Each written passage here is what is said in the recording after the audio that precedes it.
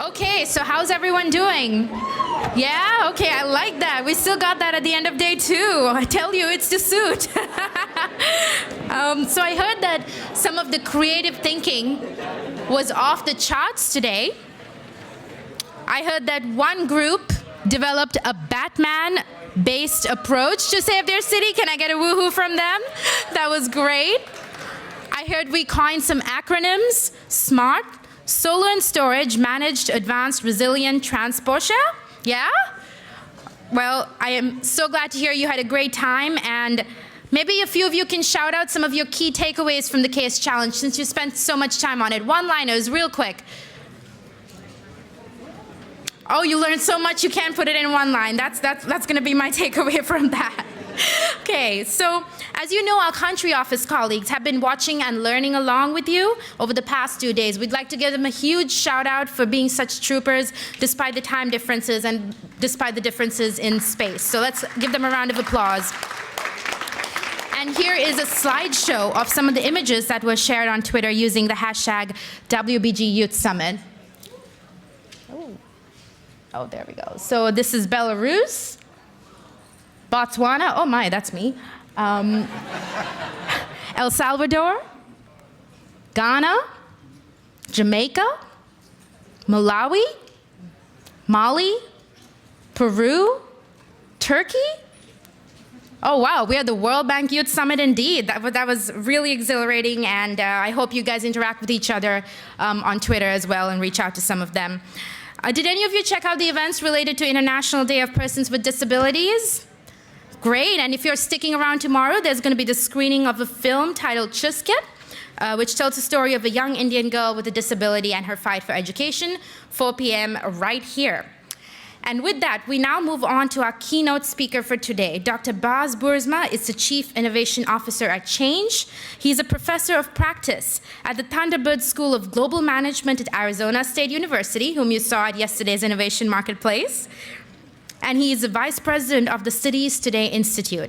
He will be followed by my colleague Celine Ho with a special announcement on how you guys can continue to stay engaged on the topic of smart cities beyond today. Let's welcome Baz Burma to the stage.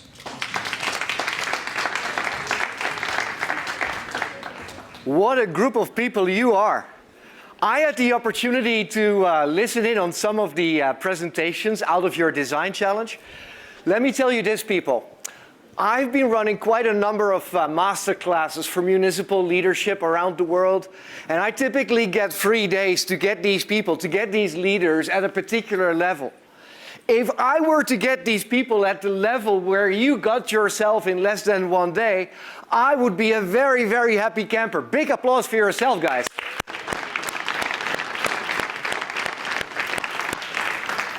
Wonderful experience. Thank you for having me so much.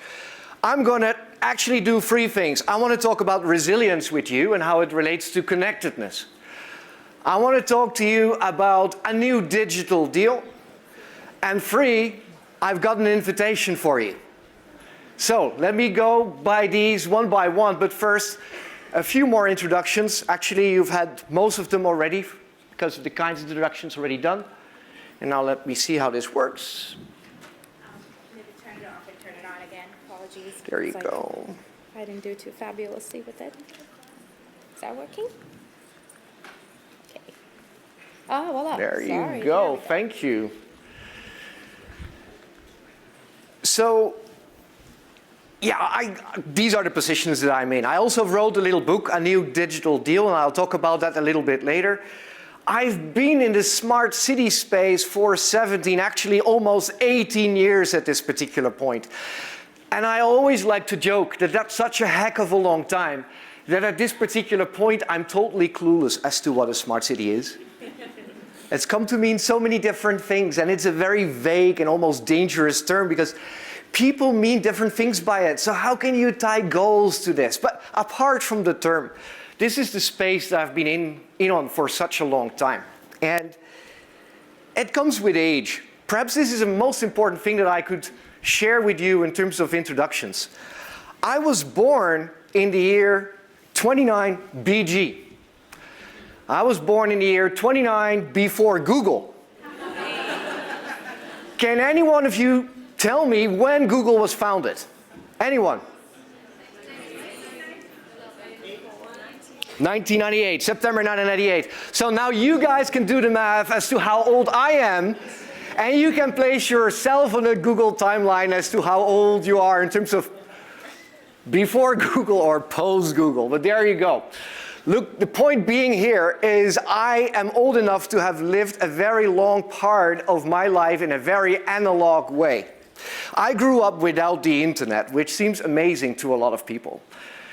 What was typical for that entire chapter is that we were all part of the final phases of the industrial world.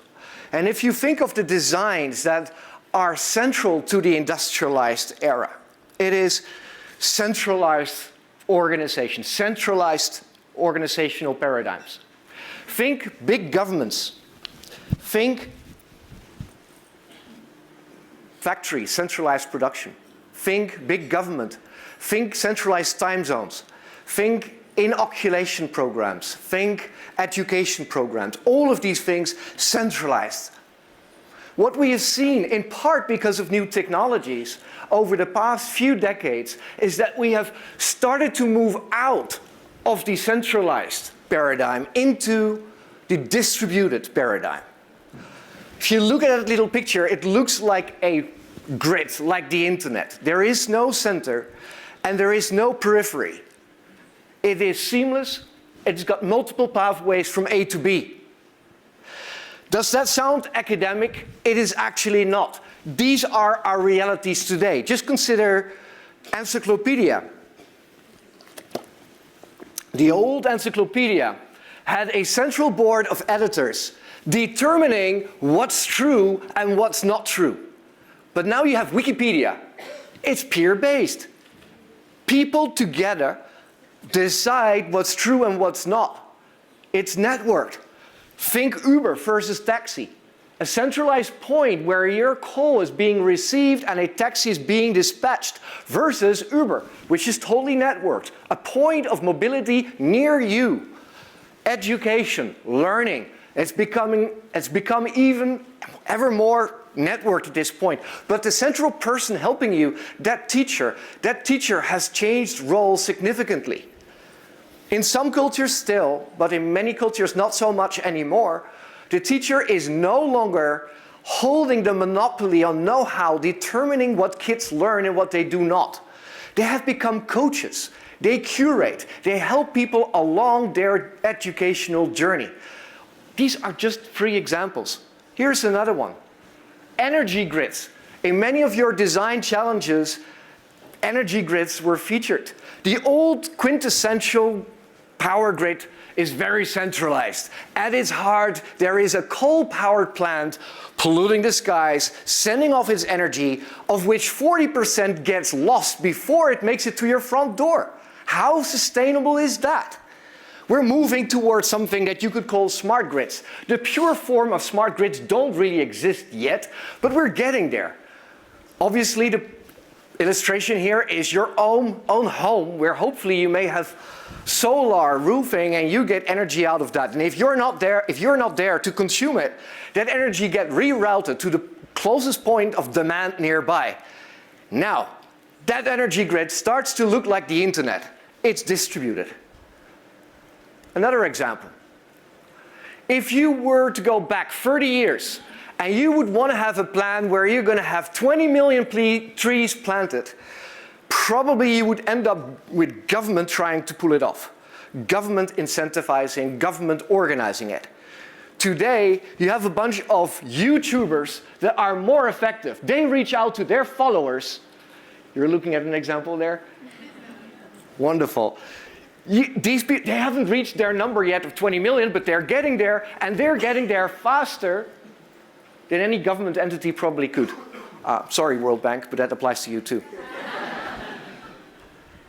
So much of these changes have really contributed to a sense of net tech optimism. What do I mean by a net tech optimist? What is a net tech optimist? A net tech optimist is a person who does not necessarily believe that technology is a solution to every problem, but looks at things networked like the internet or Wikipedia and sees in them the role models as to how to organize ourselves better and differently. All of that optimism is not totally unjustified. We have come a long way on this journey, haven't we? Better mobility, smarter grids, better ways of learning. It actually comes close to what you could call the art of connectedness. But we should not be naive. And we are not, and you are certainly not. There is the idea that resilience really gets facilitated by connectedness. True or not true? Do you feel that connectedness translates pretty straight into resilience? No. Yes. Who says yes? Why? Do I have a mic? Sorry for the surprise act here. Thank you. So I'm going to look at it in terms of humans. Once humans are connected with each other, we draw strength from each other. And the more we are connected to each other, the more we pull on each other's strength and the more we go further. I agree there. I think it's a good argument.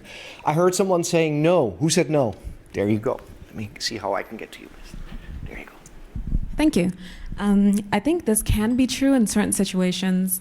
I'm going to look at it in terms of different networks. I think you have to look at kind of that Gestalt theory of the sum of the parts being greater than the whole.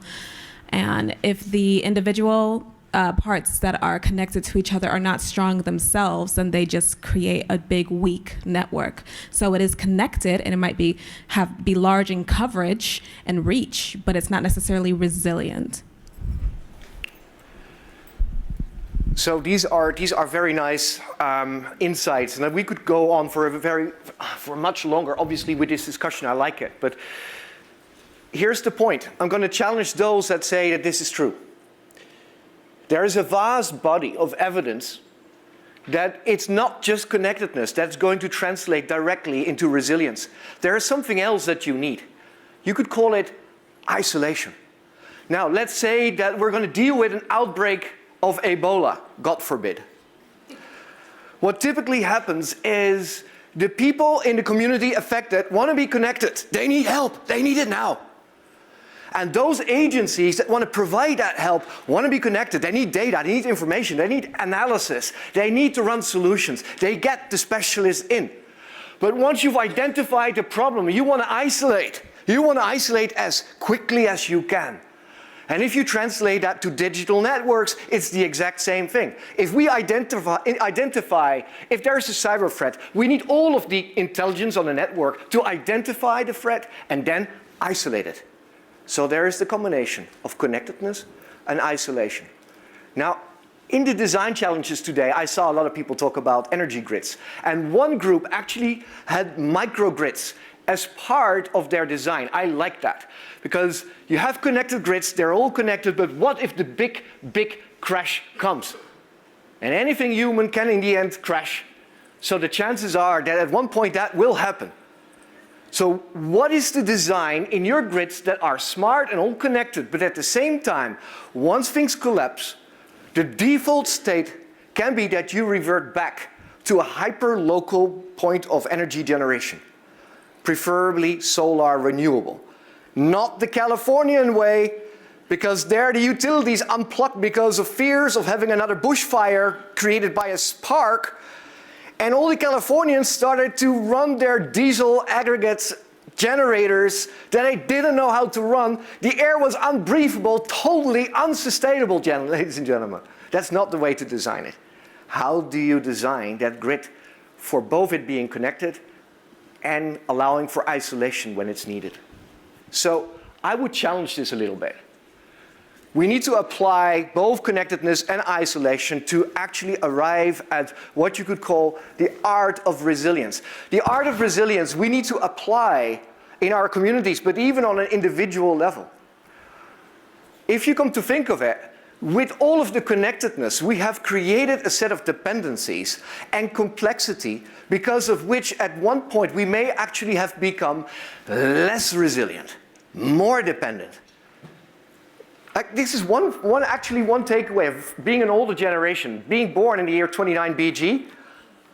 I grew up with analog tools to live, thrive, and survive. For a lot of people in the younger generation, if the big crash comes, then what are you going to do? How are you going to get your food? How are you going to pay? How are you going to get from A to B if you don't know how to read a map? Mitigate your dependencies. This should be part of your design in whatever you do. Now, this is a part of what I call a new digital deal. A new digital deal is the title of my book. And there are 3 central premises in it. 1, digitalization continues to hold an incredible promise as to how we can organize ourselves better and differently. We are only at the beginning of the journey. If we were to compare our digitization journey with Lord of the Rings, then Frodo has just left the Shire. It's that early still. Second, we're not going to get to that ideal state automatically. We're not going to be able to harvest just by default. We, ladies and gentlemen, need a plan. We need a good plan. We need a coming together of societal resources in order to understand for ourselves what we want from the next leap of technological change. Because if we do not, and we see that problem already arising, if we do not, we're going to see more innovation without navigation, disruption without a goal. That cannot be what we want. Even on the positive side, most of the innovation are likely to be more of the incremental kind. And as we all know, we need a moonshot here if we truly want to solve the issues that are at hand. So that's premise number 2. The premise number 3 is if we don't get to have that new digital deal, we're in for a little bit of a darker scenario. Some things could actually not go so right. We have been living like kids in a candy store for 20 years. Digitalization has been great. It has produced great efficiencies, novel things, and innovations of deep, deep relevance. However, the time of being naive must be over at this point. Now, if you're going to organize yourself, if you're going to build this for a city, for instance, this is a little framework, a little model that I created as part of my book. I love to think that all models are wrong, but some models are more helpful than others. I hope that this one is too. That said, there is a lot of complexity in getting it right, and there's a lot of variables. Look at these as boxes that you do need to actually check. If you love cooking, you need a lot of ingredients to cook the right risotto.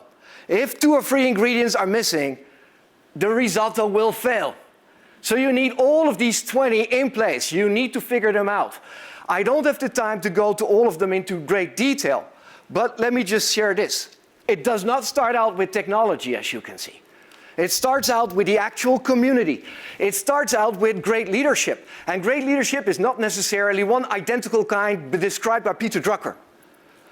Leadership in this era, having to lead innovation, is of a very special kind because the leaders in question have to be agile, adaptive, and need to be able to deal with failure. Because one of the problems with innovation is that it can blow up in your face.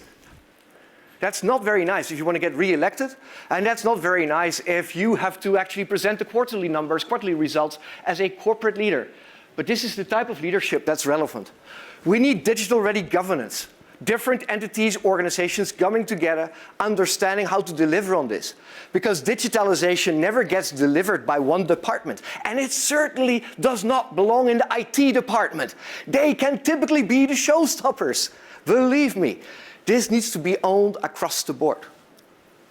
Digital-ready governance. Vision, ladies and gentlemen, is regretfully not the same as a great PowerPoint or a marketing movie. It's the actual result of a very long and complex exchange to actually understand what the community is all about, what the challenges are, and what the aspirations for the community are. Those must be the basis of the vision. Then you get technology, the art of connecting everything, data strategy, cybersecurity. They are obvious components of this.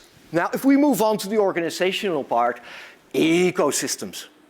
Everyone gets that. If I look at all the design challenges, you're all very good at it. But still, a lot of people don't get this. Government is not going to do this alone. Private sector is not going to do this alone. Private sector is not going to clean up public sector issues. Google may have thought it was in Toronto, and it's learning hard that it doesn't work that way. Actually, personally, I think, I don't know if there's any Google people in the room here. Google people, anywhere? So I can say it.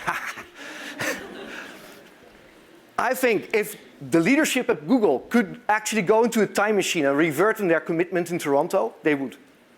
It hurts. It's tough to actually run communities. Private sector is not going to do it alone, but even within private sector, you need to differentiate. Big companies cannot do it alone. Big companies can deliver on incremental innovations. Most of the critical innovations come from startups. You need to bring them together. New delivery and business models. Good design, there is another. Good design. Bad design results in digital divides. And it's not just on the technology interface level, on policies, on social policies, getting citizens on board. Bad design results in digital divides. Good design, design thinking, and I saw that in the design challenges. You are very good at it. But for a lot of organizations, traditional culture prefers to listen to engineers rather than design thinkers. If we were to go to the moon today, and we're trying to, we are probably design thinking ourselves more into the issue. But when President Kennedy said, before this decade is out, we're going to land a man on the moon and get these guys back. When he said that, it became an engineering adventure. So they really calculated exactly as to what it would take to get there and back. And when some funny scientific person said, can we bring a few moon rocks back? The engineer said, no. We didn't design it for that purpose. That can't be done. If you design think your strategy for your community, you're going to be open for a lot of different outcomes. Skills. Unfortunately, many of the skills that brought success in previous decades are not the skills you need today. Emotional intelligence, the ability to combine technology with great communication skills, these are some of the examples. The intuitive design think skills that you apply so well, that is part of what we're going to need more and more and more. The more you educate yourself on that, the better you test yourself, you apply this to different projects. The better you become at this, the more jobs are waiting for you, essentially. Can't put it any differently. And then finally, proof of values. Another one that I would like to pick on. And by that I mean ethics. Are we doing the right thing here? Ethics not as an afterthought. Like, yeah, we've built a great proof of concept. Oh, by the way, is it ethical? And what is going to happen with that data in 3 or 4 years out? We have to think up front what the ethical considerations are. And as a sidestep, the same applies to cybersecurity. A lot of people say, let's pilot first, let's design something first, and then we'll have the cybersecurity questions, and then we'll have the ethical question. There's one little bit of a challenge with that. Proof of concepts have a very nasty habit of living on for a very long time. The entire internet is a great example, if you come to think of it. If we were to design the internet in the way we would need it today, according to the security considerations we have today, we would never design it in the way it's been designed. Take that lesson with you as we think through what it means to be ethically upfront in your design, but also on the cybersecurity level. So I wrote these things in a book. New Digital Deal came out 2 years. It had several translations. One that I'm particularly proud of, and that's why I'm sharing this slide, is this one. In February, the Arabic edition will come out. And there are two names on it, not just my name, but another name, Dr. Youssef from Dubai. And he interviewed leaders in Cairo, in Amman, Abu Dhabi. He interviewed the smart city leader in Mecca. And their voices are part of this book. What I found amazing is that everyone was actually struggling with the language, literally, to find words that simply did not exist in the language. You can see that we're actually, so few takeaways. Beautifully, we're building a shared language. And at the same time, we're still early. We still haven't really built that shared language. We're getting there. So let's build that new digital deal together, people. Let's build that together. And as a stepping stone, I have, and this is the final part of what I wanted to share with you, I wanted to come up with a proposal for you. And I can bet the best way to start out sharing that is this particular statement. Have a go at it. This is a lesson learned the hard way in many smart city initiatives. The actual quote comes out of Israel, I believe. They learned the hard way too.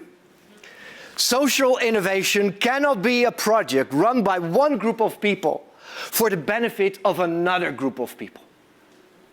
It must be a conversation. And therefore, I'm asking myself this question. Today, there are 240 smart city networks in the world.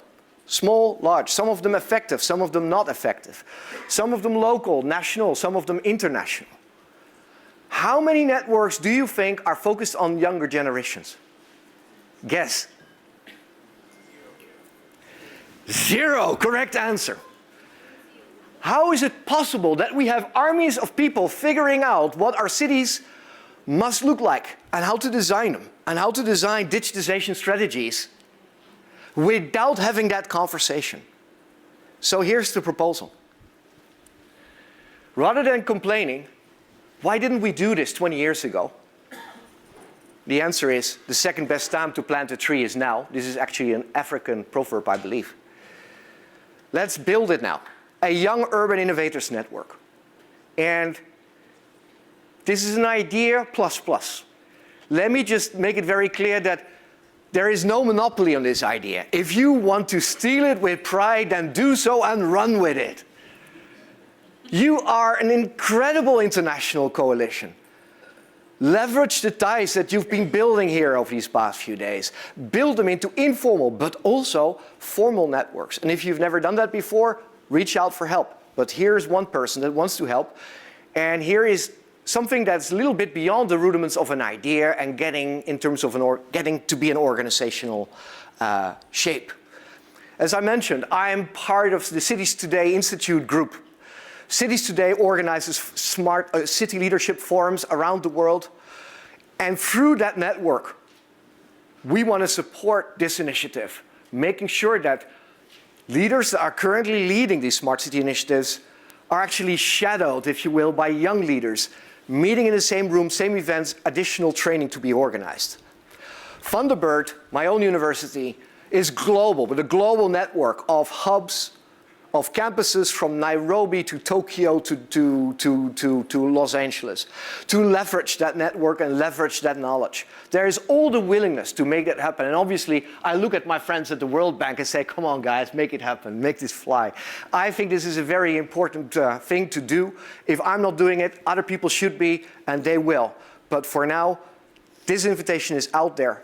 And if there are people in this room inclined to actually pick this up, wanting to have that conversation, here's my personal email address. It's not tied to any organization. Mail me.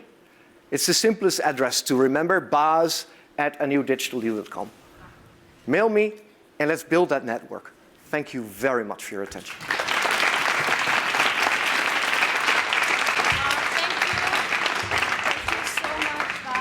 Thank you so much, Baz, for this amazing presentation and being so approachable to youth and to be able to reach out to you to build this global network. So now how can you further engage beyond the Youth Summit? How can you further make an impact when you go back to your country? How can we all stay connected, not only just you, but also ourselves, with the speakers, with everyone? One way we did, for instance, last year, the Youth Summit partnered with USAID to launch a global network for and by global change makers. This is called Youth Lead.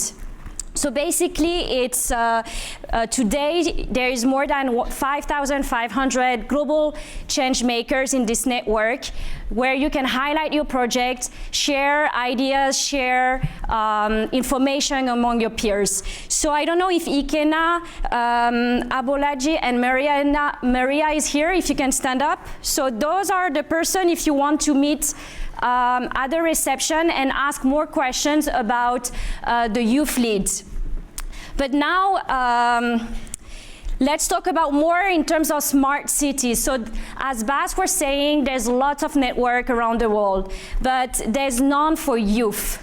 So this is really up to us if we want to take this forward, if we want to keep the momentum beyond the Youth Summit. We came here all together. We met inspirational and we met like global youth leaders, but we need to take this forward. So I think I invite everyone at the reception to please mingle together and brainstorm how we can take this forward, how we can build this network. This is still an idea stage, but I think we need all this momentum. We have amazing people like Bas and like other people that we met during the Youth Summit, all the speakers that were really engaging with youth, and I think this is so inspirational and so motivational. So I would just say, let's do it, and let's build a global network for young urban innovators.